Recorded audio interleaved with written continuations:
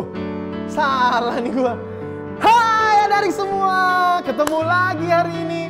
Hari Minggu ini yang paling seru. Nah, hari ini nih kita mau sama-sama beribadah kembali. Kita mau sama-sama memuji muliakan nama Tuhan. Dan tentunya kita mau dengan penuh semangat ya. Yang di rumah, jangan ngantuk-ngantuk. Oke? Yuk kita sama-sama menaikkan pujian syukur kita kepada Tuhan. Bahwa Dialah Allah Sang Pencipta kita dan menebus setiap kita. Yesus, Engkau sungguh baik Tuhan. Yesus, Kau sungguh baik. Yesus, namamu indah. Yesus, ku cinta Kau selalu. Ku tinggikan, ku agungkan selamanya. Yesus, Kau sungguh baik. Yesus, namamu indah. Yesus, ku cinta Kau selalu. Ku tinggikan, ku agungkan selamanya. Oh, ku mau memujimu, ku mau memujimu, ku mau menyembahmu, ku selalu sembahmu. Oh yang layak terima semua pujian, kemuliaan hanya bagi Tuhan. Ku mau memujimu, ku mau memujimu, ku selalu pujimu, ku mau menyembahmu, ku selalu sembahmu. Kau yang layak terima semua pujian, kemuliaan hanya bagi Tuhan. Kau yang layak, Kau yang layak terima semua pujian, kemuliaan hanya bagi Tuhan.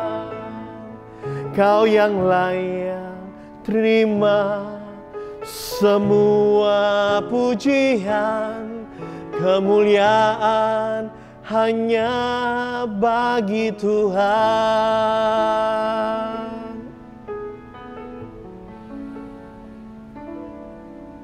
Engkau sungguh Tuhan yang baik bagi kami Tuhan. Kami percaya saat ini ketika kami boleh beribadah, ini bukan suatu kebetulan.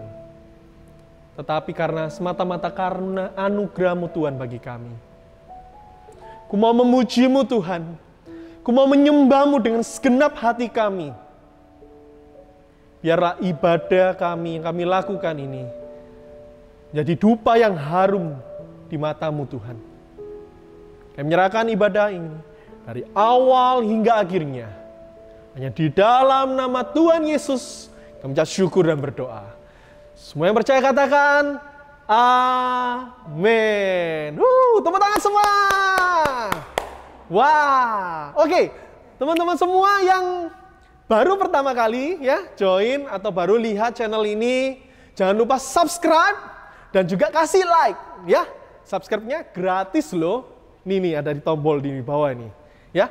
Jadi bisa subscribe dan kalian bisa nanti boleh share ke teman-teman kalian yang mungkin belum beribadah. Supaya kita bisa beribadah bersama-sama, oke? Pada hari ini kita mau sama-sama bersuka cita. Karena apa?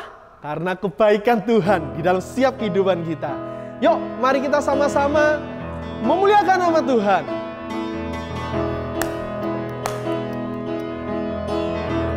One, two, three, go. Tuhan menetapkan langkah-langkah orang yang hidupnya berkenan kepadanya. Oh, apabila ia jatuh tak sampai tergeletak, sebab Tuhan menopang tangannya. Tuhan menetapkan langkah-langkah orang. Tuhan menetapkan langkah-langkah orang yang hidupnya berkenan kepadanya. Oh, apabila ia jatuh tak sampai tergeletak, sebab Tuhan menopang tangannya. Oh, tangannya, tangannya, tangannya, sebab Tuhan menopang tangannya. Oh, apabila ia jatuh tak sampai tergeletak, sebab Tuhan menopang tangannya. Sekali lagi kita mau katakan, Tuhan menetapkan langkah-langkah orang yang hidupnya berkenan kepadanya. Oh, apabila ia jatuh tak sampai tergeletak, sebab apa? Sebab Tuhan menopang tangannya. Oh, tangannya semua, tangannya, tangannya, sebab Tuhan menopang tangannya. Apabila ia jatuh tak sampai tergeletak, sebab Tuhan menopang tangannya. Penopangan Tuhan, pertolongan Tuhan selalu tepat pada waktunya. Sebelum kita mau sama-sama belajar serial terbaru, yuk kita berdoa sama-sama ya. Mari kita berdoa. Terima kasih Tuhan, di hari ini kami boleh sekali lagi ingin berjumpa dengan Engkau melalui kebenaran firman-Mu Tuhan hari ini. Tuhan tolong kami, pimpin kami, agar kami boleh berkonsentrasi dan kami boleh mengerti akan setiap kebenaran firman-Mu pada pagi hari ini. Ini doa kami, kami akan syukur kami ini Tuhan, hanya di dalam nama Tuhan Yesus kami ucap syukur dan berdoa. Amin. Oke, teman-teman, hari ini kita masuk di serial yang baru. Wah, apa nih serial yang baru? Masih ingat nggak kalau yang beberapa waktu yang lalu? Nah, yang lalu kita ada di serial Upside Down. Masih ingat? Tentunya dong masih ingat. Seru kan? Seru abis kan? Gak kerasa kita belajar dari kitab Matius 5 nih. Tentang ucapan bahagia, ya kan? Hal yang kebalik. Dan minggu lalu terakhir bersama Laut Sepatrin. Nah, di minggu ini, di hari ini, kita mau sama-sama belajar tentang serial yang baru. Kita masuk di kitab, namanya kitab Markus, betul sekali. Nah, kita mau sama-sama melihat secara keseluruhan di dalam kitab Markus, tetapi ada bagian-bagian penting dan kita akan belajar serial yang baru ini selama 6 minggu. Wow, 6 minggu ke depan nih, mulai hari ini. Nah, selama 6 minggu ke depan kita akan sama-sama belajar serial barunya, namanya siapa? The Secret. Wow, apa tuh yang secret ya? Penasaran? Pengen tahu? Beneran? Kita sama-sama akan melihat. Nah, apa yang rahasia nih The Secret? Apa ya? Siapa yang di sini punya rahasia yang mungkin tahu hanya pribadi sama Tuhan? Wah, seru ya. Ada nggak? Tentunya mungkin ada ya, teman-teman di rumah ya. Nah, kita mau sama-sama lihat, buka Alkitab kita sama-sama. Yang punya Alkitab sudah siapin Alkitab, boleh dibuka. Oke, kita buka di Markus pasal pertama, ayat yang pertama. Nah, kalau kita belajar tentang kitab Markus gitu ya, kalau kita belajar kitab Markus ini ditulis oleh seorang yang namanya Yohanes Markus. Siapakah dia? Dia adalah seorang anak Tuhan, pelayan Tuhan yang usianya masih muda saat itu, yang dia juga menemani Paulus di dalam pelayanannya. Nah, dia menulis kitab Markus ini, kalau kita nanti belajar sama-sama, kitab Markus ini ditulis kayak film action. Wah, suka nonton film action kan? Lost Ferry juga paling suka nonton film action daripada drama-drama. Ya, Lost Ferry tidak suka. Jadi Lost Ferry suka yang film action-action, yang seru-seru gitu. Nah, jadi kalau kita baca kitab Markus ini seperti film kita nonton film action. Nah, kalau film action itu kan agak seru gitu ya. Bentar lagi ngapain nih? Keren ya. Wow. Gitu ya. Nah, seperti halnya juga di dalam kitab Markus yang mau kita sama-sama pelajarin. Kita mau sama-sama baca dulu ya. Markus pasal pertama, ayat yang pertama. Dikatakan, inilah permulaan Injil tentang Yesus Kristus anak Allah. Nah, ini kerennya. Kitab Markus itu bicaranya to the point. Nggak ngomongnya sana ke situ, sini, muter-muter, enggak.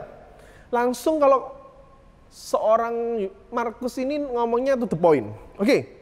Inilah permulaan Injil tentang Yesus Kristus anak Allah. Langsung ngomong, enggak tentang dia anak Daud. Kalau dilihat ya di Matius 1 gitu ya. Inilah silsilah Yesus Kristus anak Daud, anak Abraham. Abraham memperanakkan Ishak. Panjang nih, ya kan? Kalau bedanya Markus ini to the point. Nah, kita mau sama-sama lihat hal-hal apa yang rahasia di dalam kitab Markus ini. Namanya, serial kita namanya apa tadi? The Secret. Wow. Nah, kita mau sama-sama lihat di dalam Markus pasal yang pertama ayat 9 sampai yang 11. Mungkin kita sudah pernah sering dengar, sering baca juga bagian ini, tapi nggak apa-apa, kita mau baca sama-sama ya. Markus 1 ayat yang ke-9 hingga yang 11. 2, 3. Pada waktu itu datanglah Yesus dari Nazaret di tanah Galilea dan ia dibaptis di sungai Yordan oleh Yohanes. Pada saat ia keluar dari air, ia melihat langit terkoyak dan roh seperti burung merpati turun ke atasnya. Lalu terdengarlah suara dari surga. Engkaulah anakku yang kukasihi. Kepadamulah aku berkenan. Nah, itu the point semua ya, jelas. Cuma 3 ayat aja. Nah, kita akan mau sama-sama mengulas, belajar sama-sama tentang apa yang rahasia sih di dalam Markus. Nah, Markus tentang baptisan. Nah, ada beberapa hal yang kita mau sama-sama pelajari. Ketika kita belajar kitab Markus nih ya, kita belajar ada sesuatu hal yang rahasia. Rahasianya ini apa? Kok aneh ya? Kadang kita berpikir gini, kok aneh seorang namanya Yesus ini kok dibaptis? Emangnya Yesus ini berdosa apa? Ya kan? Mungkin kita seringkali berpikir gitu. Nah, tetapi kita mau mengungkapkan rahasia-rahasia bahwa melalui kitab Markus nih ya, bahwa Yesus Kristus adalah anak Allah. Nah, sepanjang kita nanti belajar di dalam kitab Markus ini, semua itu bicara tentang ini. Yesus Kristus anak Allah. Jadi mulai nanti hari ini sampai nanti 6 minggu ke depan, poinnya kita mau belajar Yesus Kristus apa? Anak Allah. Mantap, ya kan? Mantap. Oke. Nah, di dalam ketika kita sudah membaca di Markus 1 ayat 9 sampai 11 gitu ya. Injil Markus ini berfokus pada baptisan Yesus.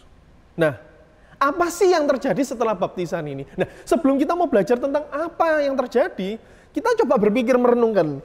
Kalau muridnya Lesoferik tahu gitu ya, sukanya seperti gimana gitu ya. Lesoferik sukanya itu menggali lebih dalam kebenaran firman Tuhan ini, yang mungkin kita nggak pernah kepikiran dulu. Oh iya ya, taunya oh iya, Tuhan Yesus dibaptis oleh siapa? Yohanes Pembaptis. Selesai. Ya kan? Nah, tapi kita mau sama-sama lihat. Loh, pertanyaan gini loh. Kenapa sih Yesus itu dibaptis? Nah, mikir nggak teman-teman? Mikir nggak? Lesoferik juga mikir, iya ya.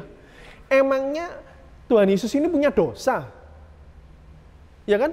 Emangnya punya dosa?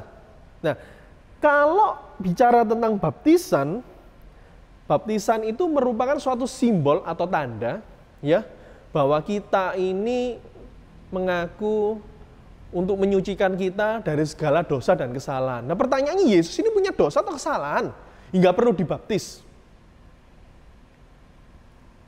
Nah, ayo. Ya betul juga ya. Jangan khawatir teman-teman semua. Tuhan Yesus ketika dia dilahirkan hingga dia mati dan kemudian bangkit lagi, dia tidak pernah satu kali pun berdosa atau melakukan kesalahan. Ini kerennya Yesus. Karena apa? Yesus Kristus dialah anak Allah. Nah, ada 3 kejadian ya. Ada 3 kejadian ketika setelah Tuhan Yesus dibaptis. Apa aja? Kejadian yang pertama. Nah, ini kita mau lihat sama-sama nih ya. Yang pertama, langit terbuka. Bayangin ya, kalau kita bayangin, waduh langit terbuka. Kalau di Surabaya tiba-tiba langit terbuka. Lesoferik kalau membayangkan berimajinasi gitu ya. Berimajinasi, langit terbuka itu kayak keren gitu ya. Kayak ada cahaya, fokus di satu titik, ketika langit bisa, awan-awannya minggir semua. Kalau Musa mukul, pakai tongkatnya, laut terbelah gitu. Kalau ini tiba-tiba langitnya terbelah, buka gitu. Bayangannya Lesoferik seperti itu. Wow, jadi ketika langit terbuka gitu ya, ini merupakan sebuah tanda sebenarnya. Tanda apa sih? Tanda bahwa Allah akan berbicara sesuatu. Kalau langit terbuka itu menunjukkan bahwa Allah ingin bicara sesuatu. Tapi kalau kita bicara di dalam kitab Markus gitu yang tadi kita sudah baca ya. Nah, kitab Markus ini jelasinnya lebih keren lagi. Bukan hanya terbuka gitu. Terbukanya itu melihat langit terkoyak. Terkoyak itu bayangin, disobek-sobek gitu ya. Sobek-sobek. Waduh. Nggak bayangin kerennya gimana. Lesoferik nggak kebayang. Kalau langit terbuka itu kebayang gitu ya. Terbuka. Kalau langit terkoyak, waduh. Sulit bayanginnya, bingung bayanginnya. Iya ya, gimana ya? Terkoyak, langit sampai dikoyak gitu. Jujur, Lesoferik susah untuk membayangkan. Tapi kalau tak bayangin pasti keren, kan? Keren BGT, alias banget, ya kan? Nah, ketika langit terbuka seperti di dalam perjanjian lama, ketika ada suatu tanda ini biasanya Allah itu ingin menyatakan sesuatu kepada umatnya. Ya. Menyatakan sesuatu. Menyatakan apa sih melalui baptisan Yesus ini? Kita sama-sama akan belajar. Nah, Allah ingin gitu ya. Allah ingin memanggil setiap manusia, orang-orang pada saat itu, zaman itu, orang-orang Israel waktu itu untuk tahu, melihat bahwa Allah turun berinkarnasi menjadi manusia melalui diri Yesus. Kejadian ini merupakan satu fenomena kejadian supranatural menurut Lesoferik. Karena apa? Nggak lazim pada zaman itu, pada situasi saat itu nggak lazim dan aneh gitu loh. Kok bisa ya? Tapi hal itu terjadi melalui diri Yesus ketika Tuhan Yesus setelah dibaptis gitu ya. Ia keluar. Jadi momentumnya itu suatu hal yang wow gitu ya. Ketika dibaptis, keluar dari air, langsung langit terkoyak. Suatu kejadian wow. Langit langsung terkoyak ketika Tuhan Yesus keluar dari air ini. Nah, Markus menulis langit itu enggak terbuka aja, tapi terkoyak. Kalau nanti di kitab Injil-Injil lain ada yang mengatakan terbuka, ya. Tapi ini Markus ini orangnya tuh the point orangnya. Nih, itu nggak suka basa-basi, ya. Bukan basa-basi, iya. Oke, nah yang kedua, kalau tadi ketika langit terbuka, terkoyak, Allah ingin menyatakan melalui diri Yesus, ya, memanggil setiap orang manusia yang berdosa dan ingin berbicara secara langsung. Tanda kedua yang terjadi setelah pembaptisan Yesus adalah kalau tadi langit terkoyak, yang kedua Roh Kudus turun. Nah, kita lihat sama-sama. Di ayat 10, ya, yang B. Dan roh seperti burung merpati turun ke atasnya. Jadi ini fenomena yang kedua yang terjadi. Jadi roh itu turun. Sulit ya bayangin hari ini filosofer belum pernah lihat gitu ya. Mungkin gitu ya. Mungkin kalau kita itu disentrong pakai lampu follow. Dari atas tapi. Jreng gitu ya. Tiba-tiba lampu follow-nya tambah besar gitu. Tahu nggak lampu follow ya? Kalau nggak tahu nanti searching di Google, lampu follow gitu ya. Follow lamp. Nah, biasanya kalau di acara-acara gitu yang buat nyorot gitu ya, yang warnanya putih, kadang bisa berubah warna-warna. Nah, itu bayangin seperti itu. Jadi dari atas langit itu kayak ada cahaya, terus ada turun seperti burung. Dan itulah Roh Kudus. Emangnya pertanyaan gini, loh emangnya Tuhan Yesus ini bukan Tuhan?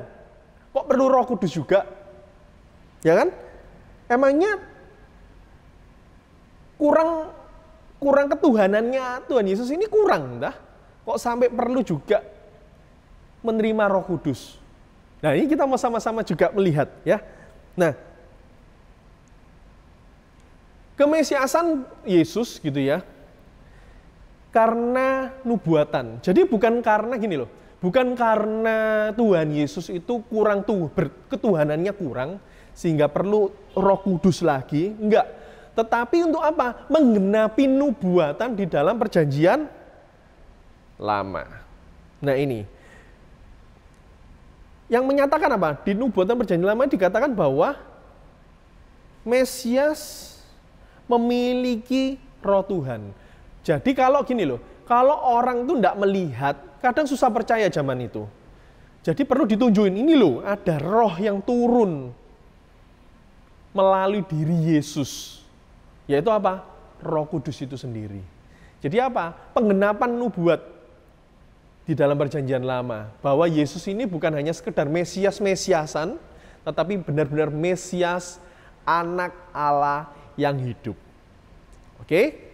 Yang ketiga, apa yang terjadi yang ketiga? Suara dari surga. Wow. Kalau kita dengar cerita-cerita sekolah minggu gitu ya, suara dari Tuhan. Serem gitu ya.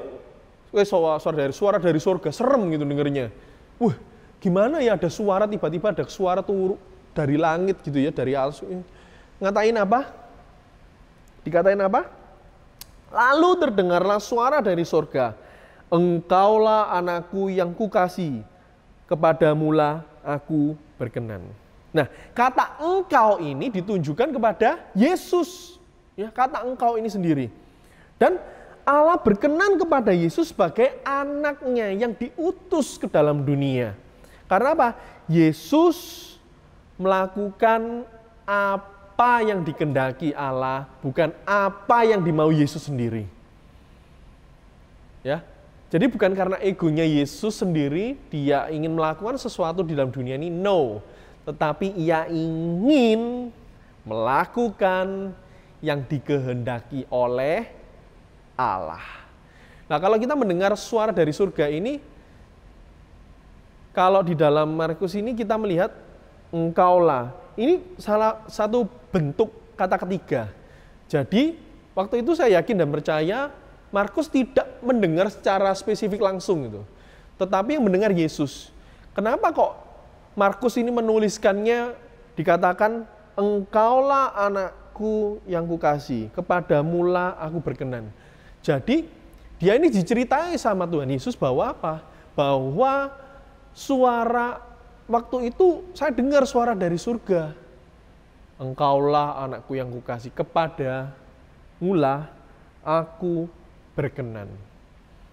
Jadi kalau kita bandingkan nanti, kalau teman-teman punya waktu gitu ya, boleh dibandingin di kitab-kitab Injil yang lain. Ada kitab Injil yang tidak mencatat ini, karena apa? Karena memang mereka tidak mendengar. Yang mendengar Yesus sendiri. Jadi bukan penyataan kejadian supranatural yang ketiga ini tidak dirasakan oleh semua orang. Tetapi yang pertama, yang kedua dirasakan semua orang. Dilihat, bisa kelihatan, oh langit terbelah, terbuka, terkoyak. Terus ada roh seperti ini, selesai.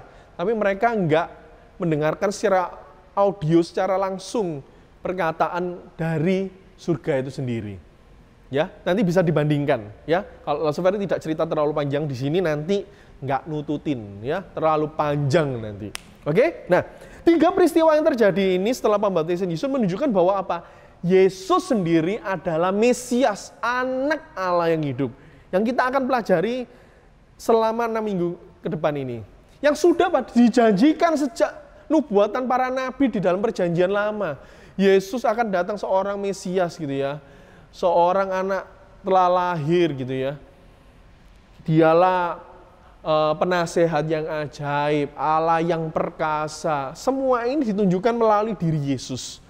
Nah, kondisi pandemi hari ini mungkin seringkali membuat orang-orang Kristen gitu ya, iman-iman kita itu paling tidak itu kita merasakan susah. Tapi kesusahan kita itu tidak seperti yang dirasakan atau dialami oleh para martir. Ya. Kesusahan, ketidakenakan yang kita alami hari ini tidak seperti dialami oleh para martir. Tapi iman itu gitu ya, seringkali ini loh menggerogoti, mengkerau hati kita gitu ya. Menggores hati kita. Sehingga apa? Kekhawatiran kita ini berpikir khawatir terus tentang kondisi zaman hari ini, dunia hari ini. Ada survei gitu ya, di Amerika, yang dilakukan oleh Barna Institute, ya, Barna Institute di Amerika. Ada survei selama bulan April dan Mei 2020 ini, menunjukkan bahwa 1 dari 3 orang Amerika usia milenial ya, 1 dari 3, bayangin, 1/3 bahasanya usia milenial di Amerika, mereka sudah tidak beribadah online. Nah loh, ayo teman-teman di rumah, masihkah setengah hati beribadah atau sudah tidak beribadah lagi secara online? Ini penelitian di Amerika, jadi usia milenial 1 dari 3 anak sudah tidak melakukan ibadah secara online. Wah, ini merupakan suatu gambaran kejatuhan dunia. Akibat apa? Dosa lagi. Nah, di Kejadian 3 ayat 17, kita melihat bahwa dahulu alam itu diciptakan sangat indah melalui Taman Eden. Ya, dan akhirnya menjadi terkutuk. Dikutuk sama Tuhan. Karena apa? Karena dosa manusia. Dan terlebih penting apa? Relasi antara manusia dengan Tuhan ini loh, renggang. Hubungannya nggak dulu seperti ini, sekarang jadi gini. Ada jarak yang memisahkan. Nah, kedatangan Yesus ke dalam dunia menyerukan kabar baik bahwa apa sih? Bahwa Sang Pencipta Allah itu sendiri itu peduli.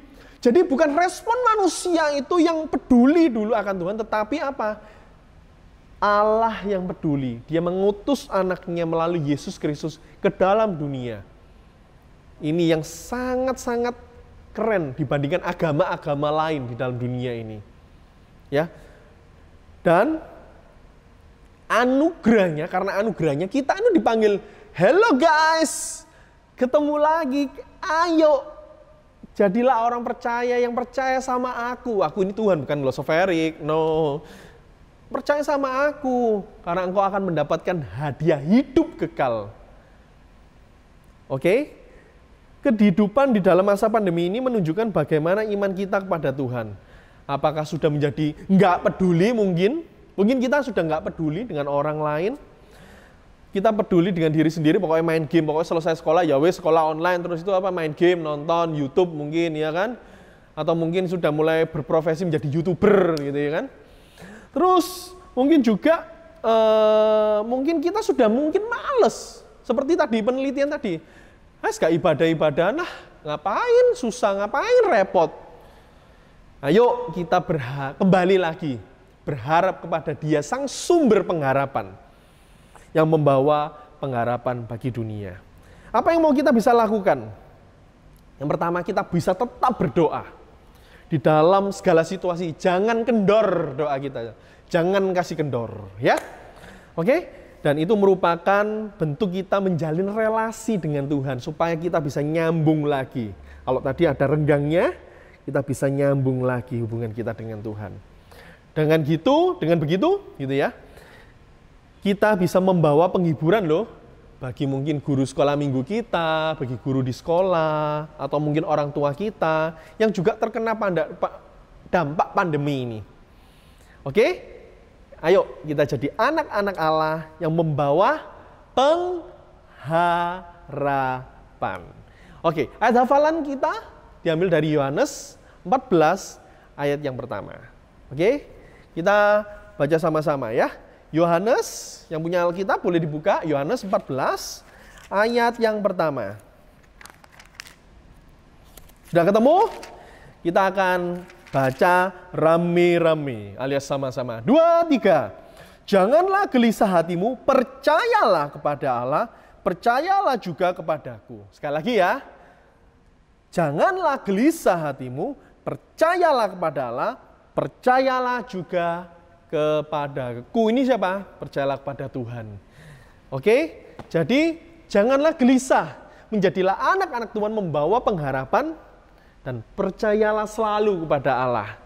Dan percaya juga kepada Yesus.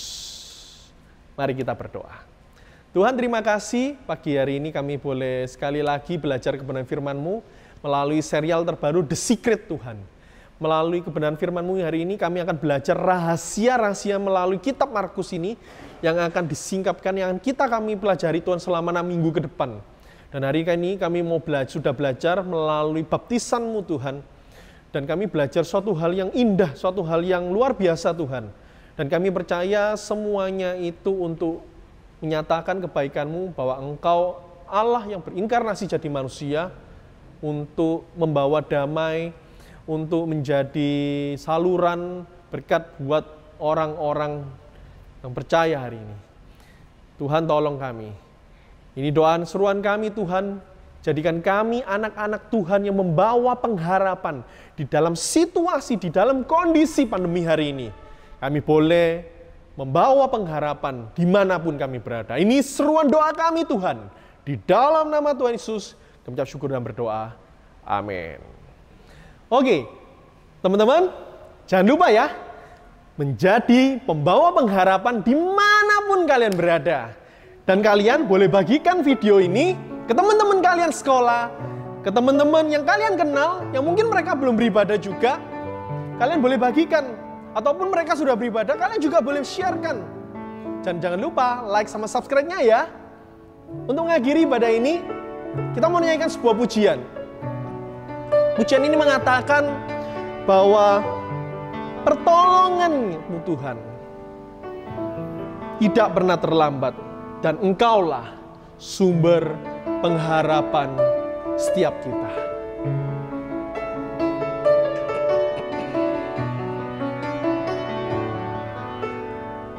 Yes. Bukan dengan kekuatanku ku dapat jalani hidupku tanpa Tuhan yang di sampingku. Ku tak mampu sendiri. Engkaulah kuatku yang menopangmu. Ku pandang wajah-Mu dan berseru, pertolongan-Mu datang dari-Mu. Peganglah tanganku, jangan lepaskan. Kaulah harapan dalam hidupku. Ku pandang wajah-Mu, ku pandang wajah-Mu dan berseru, pertolongan-Mu datang dari-Mu. Peganglah tanganku, jangan lepaskan. Kaulah harapan dalam hidupku. Ku pandang wajah-Mu dan berseru, pertolonganku datang dari-Mu. Peganglah tanganku, jangan lepaskan.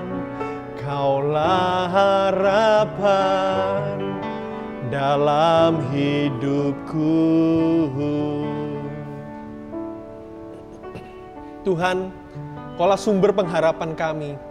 Dan kami percaya Tuhan, Engkau tidak pernah berubah. Dari zaman dahulu hingga zaman now Tuhan, yang kami percaya bahwa Engkau Allah yang tetap sama. Allah yang mengasihi kami sebagai manusia yang berdosa Tuhan.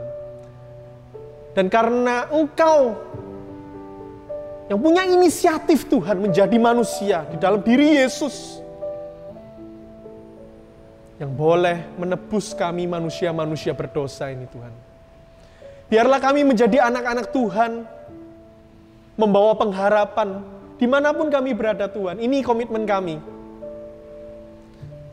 Tuhan kuatkan kami dan mampukan kami di dalam segala keadaan. Ini doa seruan kami Tuhan. Di dalam nama Tuhan Yesus ucap syukur dan berdoa. Amin.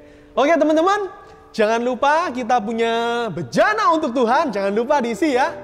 Nanti kita akan bawa rame-rame ya. Untuk kita bawa ke rumah Tuhan ketika kita nanti datang kembali ke gereja. Oke? Sampai ketemu minggu depan. Jangan lupa ya dibagi nih video ini. Kalau kalian merasa terberkati, jangan lupa komen ya. Supaya Losoferi juga bisa baca. Nanti Losoferi akan balas komen kalian. Ya, jangan lupa kasih like. Dan juga jangan yang belum subscribe, subscribe segera. Oke? Selamat hari Minggu. Sampai ketemu lagi dan God bless you. Dah.